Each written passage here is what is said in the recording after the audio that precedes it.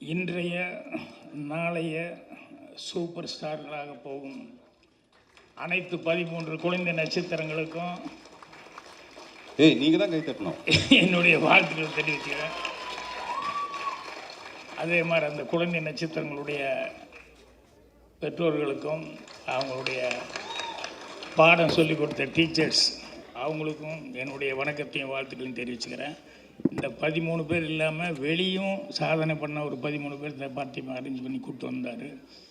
அவங்களுக்கும் என்னுடைய வாழ்த்துக்களை தெரிவிச்சுக்கிறேன். அவங்க பெற்றோர்கள், அவங்க டீச்சர்ஸ் அவங்களுக்கும் என்னுடைய வணக்கத்தையும் வாழ்த்துக்களையும் தெரிவிச்சுக்கிறேன். அதுக்கப்புறம் பத்திரிகை நண்பர்கள், ஊடக நண்பர்கள் எல்லாத்துக்கும் என்னுடைய பணிவான வணக்கம். இவ்வளவு சிறப்பான இந்த விழா சிசி அரேஞ்ச் பண்ணியிருக்காரு.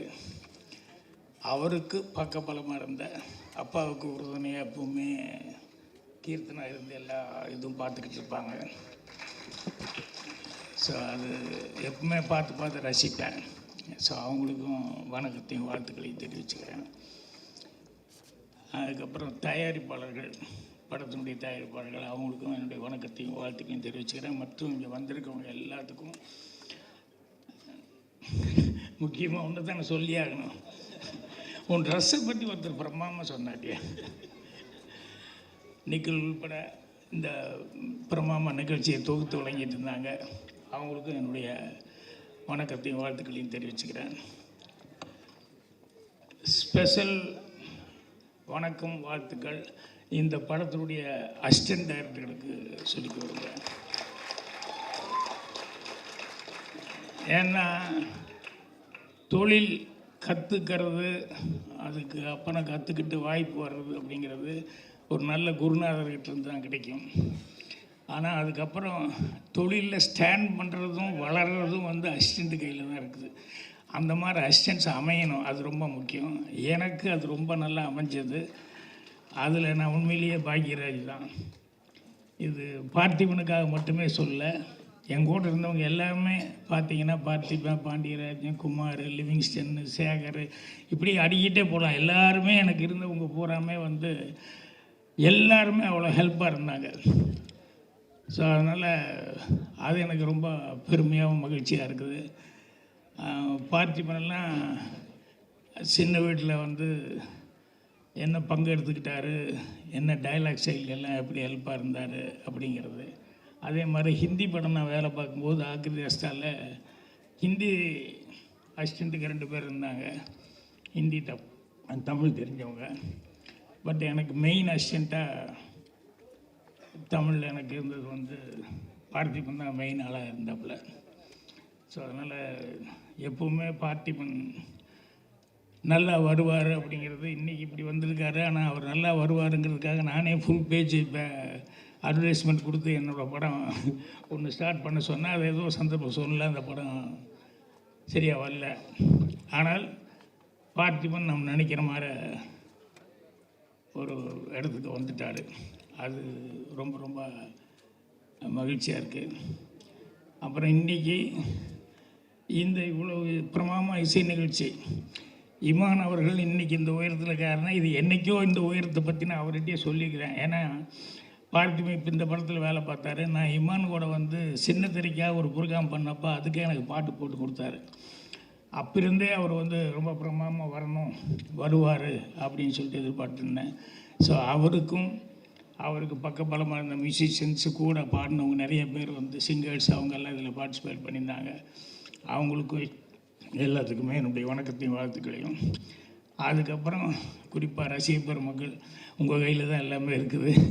அதனால் உங்களுடைய ஒரு ஆதரவில் தான் இங்கே எல்லாருமே மேலே நிற்க முடியும். உங்கள் எல்லாத்துக்கும் என்னுடைய வணக்கத்தையும் வாழ்த்துக்களையும் தெரிவிச்சுக்கிறேன்.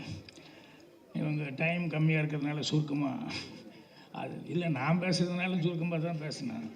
நானே முன்னோடி இறந்துக்கூடாதுல்ல. பார்த்திபனை பற்றி முதல்ல படம் எடுக்கும்போது பார்த்திபன் கிட்ட அடிக்கடி சொல்லுவேன். என்னென்னா, அப்போவே படம் நான் எடுத்தால் கூட இந்த படத்தை விட அதுக்காக ஒரு ஃபங்க்ஷன் பண்ணுறது இருக்குது பாருங்கள், அது எப்பவுமே வித்தியாசமாக ஏதாவது ஒன்று பண்ணிகிட்ருப்பாப்புல, புதுசாக ஏதாவது பண்ணிகிட்ருப்பாப்புல. ஒரு நாள் எங்கள் டைரக்டர் வச்சுக்கிட்டே நான் சொன்னேன் பார்த்திபன்கிட்ட, யோ நீ இதுக்கு யோசிக்கிற மாதிரி படத்துக்கும் கொஞ்சம் யோசிச்சுன்னா இன்னும் படத்தில் வேறு மாதிரி வருமே யா, நீ அதை பண்ண மாட்டேங்கிறியே அப்படின்னு சொல்லிக்கிட்டு இருந்தேன். அதுக்கப்புறம் பின்னால் வர வர பார்த்திபன் வந்து படத்துக்குள்ள உள்ளே வைக்கிறதுக்கு நல்ல படமே வித்தியாசமாக யோசிக்கிற அளவுக்கு ஒவ்வொன்றும் தன்னை வளர்த்துக்கிட்டே வந்தார்.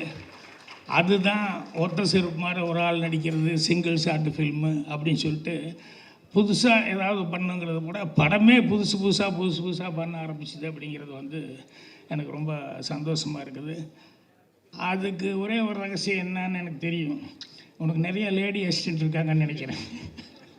கரெக்டாக? இல்லை அது ஒரு டானிக் மாதிரி புத்துணர்ச்சி. என்னென்னா அப்போல்லாம் வந்து நான் விஜயெல்லாம் கேமரா நான் இன்ட்ரடியூஸ் பண்ணேன். அப்போல்லாம் எனக்கு காம்ப்ளெக்ஸ் எல்லாம் ஒன்றும் இல்லை. ஏன்னா ஒரு நல்ல டேலண்ட் உள்ள ஒரு பொண்ணை இன்ட்ரடியூஸ் பண்ணுமே அப்படின்னு பண்ணேன். புதுங்க உங்களை இன்ட்ரடியூஸ் பண்ணும்போதும் ஒன்றும் தெரியாது. இந்த அசிஸ்டன்ட் டைரக்டர்னா ஆஹா ஊர் உலகம் என்ன நினைக்குமோ, என்ன பேசுவாங்களோ அப்படின்னு சொல்லிட்டு அப்போல்லாம் அந்த காம்ப்ளெக்ஸு அப்படிங்கிறதெல்லாம் இருக்கும். ஏன்னா சினிமாவுக்கு ஆம்பளை வர்றதே ஒத்துக்க மாட்டாங்க. அதே ஒரு அது கரெக்டான இது இல்லை, அடையாளம் இல்லை. ஆனால் இன்றைக்கி காலேஜுகளில் வந்து விசுவல் கம்யூனிகேஷன் ஒரு தனி இதே வந்து எல்லாருமே அது வந்து ஈஸியாக எடுத்துட்டாங்க. அதனால் இன்றைக்கி அசிஸ்டன்ட் டைரக்டர்ஸு அவங்கெல்லாம் வந்து லேடிஸ் வர்றதுங்கிறது வந்து பெரிய சமாச்சாரம். நிறைய பேர் வந்துட்டுருக்காங்க. என்ன பார்த்திபன் நல்லா ஊக்கப்படுத்திட்டு இருக்காருல்ல. இப்போ கூட கொஞ்சம் முன்னால் கூட இதில் என்னென்னா என்னை விட நான் தான் ஏன்னு பேர் வாங்கிட்டேன். ஆனால் எனக்கு தெரியும் பார்த்திபன் டபுள்ஏ, எங்கள் டைரக்டர் ட்ரிபிள்ஏ அப்படிங்கிறதெல்லாம் எனக்கு தெரியும். ஆனால் இவங்கெல்லாம் யூனாவது பேர் வாங்கணுமில்ல, வெறும் யூலேயே நின்றுருக்காங்க. நான் மட்டும்தான் டபுள்ஏ ட்ரிபிள்ஏங்கிற மாதிரி எனக்கு மட்டும் அந்த பேர் எப்போது ஸ்டாண்டர்ட் ஆகிப்போச்சு. அதை நினச்சி நான் ஆச்சரியப்பட்டுக்குவேன். இவங்களும் இதே தானே செய்கிறாங்க, ஆனால் இவங்க மட்டும் ஏதோ ஒரு விதத்தில் தப்பிச்சிட்டு இருக்காங்களே அப்படின்னு சொல்லிட்டு. பார்த்திபன் வந்து இவ்வளவு தூரம் வளர்ந்தது அப்படிங்கும்போது என்னென்னா எங்கள் டைரக்டர் இப்போ நான் படமெல்லாம் பண்ணும்போது எல்லாம் பெருசாக அது இதுவும் பாராட்டுவாங்க. நான் சிவாஜி சார் டைரக்ட் பண்ணதோ இல்லை எம்ஜிஆர் சார் அவர் பாதையில் நின்ன படம் ஒரு 5000 அடி படத்தை வந்து நான் ஃபினிஷ் பண்ணதோ அல்ல அமிதாப் பச்சன் டைரக்ட் பண்ணதோ எது பண்ணாலும் அந்த அப்ரிசியேஷன் வரும்போதெல்லாம் எங்கள் டைரக்டர் தான் பின்னால் நிற்பார். நான் அவர்கிட்ட இருந்தால் வந்தேன், அதனால தான் அப்படின்னு சொல்லிட்டு. ஸோ அந்த பெருமை அவருக்கு சேர்றதுக்கு காரணமாக இருந்ததுங்கிறது தான், அதுதான் மெயின் சந்தோஷமாக இருக்கும். எங்கள் டைரக்டருக்கு நான் பேர் வாங்கி கொடுத்தேன்னு. இன்றைக்கி பார்த்திபன் என்ன பண்ணாலும் அதுக்கு பின்னால் எனக்கு ஒரு பேர் வந்துக்கிட்டே இருக்குது அப்படிங்கிறது எனக்கு அதுதான் ரொம்ப சந்தோஷமான ஒரு சமாச்சாரம். ஸோ அதனால் அதை பார்த்து ரொம்ப சந்தோஷப்பட்டிருக்கேன். ஏன்னா பார்த்திபனை பற்றி எனக்கு இருக்கிற ஒரே ஒரு ஃபீலிங் எல்லாம் என்னென்னா, இந்த வளர்ச்சிக்கு முன்னால் அவங்க கூட இருந்து பார்க்குறவங்க இருக்கணும், இல்லாமல் போயிட்டாங்களே அப்படிங்கிறது அது இருக்கும். எனக்கும் அந்த கஷ்டம் எல்லாம் இருந்தது, பார்த்திபனுக்கும் அந்த குறையெல்லாம் இருந்தது. ஆனால் பரவாயில்ல, அவங்கெல்லாம் எங்கேயோ இருந்து ஆசீர்வாதம் வழங்கிட்டு இருக்கிறதுனால தான் பார்த்திபனெல்லாம் இன்றைக்கி இந்த அளவுக்கு இருக்காங்க. இன்றைக்கி அவங்க கீர்த்தனா மாதிரி அவங்க குழந்தைகள்லாம் அதை பார்க்குறது ரொம்ப ரொம்ப சந்தோஷமாக இருக்குது. ஸோ பார்த்திபன் இது மட்டுமல்ல, இன்னும் நிறைய பெருமைக்குரிய விஷயங்களை வந்து ஒரு படைப்பார். ஏன்னா அவன் திங்க் பண்ணுறது பூராமே அந்த மாதிரி தான் திங்க் பண்ணுறாரு, இது என்ன பண்ணலான்னு. ஒரு டைமில் கமல் சார் பார்த்து நான் ரொம்ப ஃபீல் பண்ணுவேன். ஐயோ என்ன ஒரு தடவை கொஞ்சம் குள்ளமாக நடிப்பார், ஒரு தடவை வேறு மாதிரி நடிக்கிறார், இன்னொரு தடவை வேறு மாதிரி இருக்கார். இவர் எத்தனை தான் புதுசு பண்ண முடியும், கஷ்டமாச்சே, போக இது ரிஸ்க் ஆயிருமே அப்படின்னு சொல்லி நான் நினச்சிட்டு இருப்பேன். அது மாதிரி பார்த்திபனை பார்க்கும்போது சரி சிங்கிள் ஷாட்டு நடிச்சிட்டேன், சரி சிங்கிளால் அவர் நடித்தேன், இனி அடுத்து என்னையா பண்ணுவேன் அப்படிங்கிற மாதிரி எனக்கு பக்குங்கோ எப்படியெல்லாம் திங்க் பண்ணி புதுசாக பண்ணுறதுன்னு. இருந்தாலும் பார்த்திபன் எப்போவுமே இந்த பேர் வாங்கின மாதிரி புதுமை அப்படிங்கிறது அவருடைய திங்கிங்கில் எப்போவுமே இருந்துகிட்ருக்கு. எதை செஞ்சாலும் புதுசாக செய்யணும் அப்படின்னு சொல்லி.